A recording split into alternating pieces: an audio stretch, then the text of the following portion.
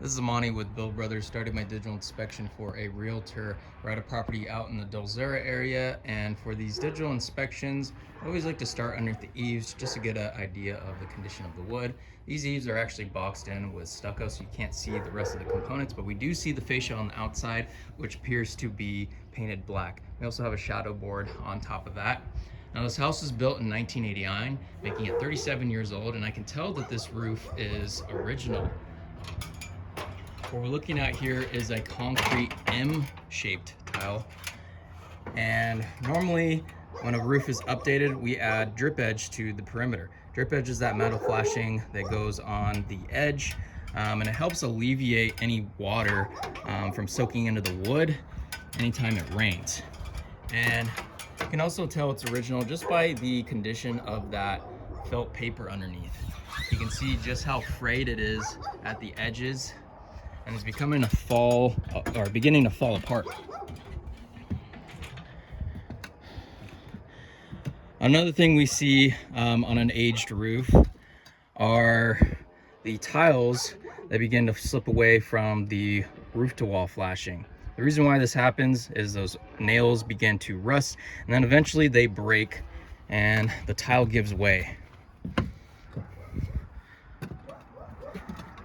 And you can see the condition of the felt paper under here. We want to pay close attention to the felt paper on all tile roofs because it's the most important component on this. This is essentially what waterproofs the roof deck. And we can see just how water stained this is. It's very smooth. It's very dust-like. New felt paper is always going to be granular to the touch and very gritty, right? This is not what we have. Again, looking along the valley metal, you can get a glimpse of that paper beginning to turn into dust. I'll go ahead and hop up on the second story and start again. Okay, we're on the second story now, and looks like we have a solar powered thermal water heater. And another thing we look out for are the penetrations or the flashings around them. So again, this is original because we have mortar instead of metal flashings around each of these penetrations. Looks like we have a couple replacement tiles over here as well, and a cracked one with some mastic repair. But you can see that this stuff is completely crumbled away, right? This is completely open, so anytime it rains, that water is going to go straight in through these openings.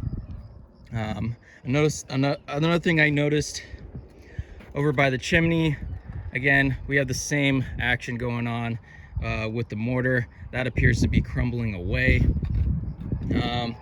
So it's very clear that this roof is at the end of its life.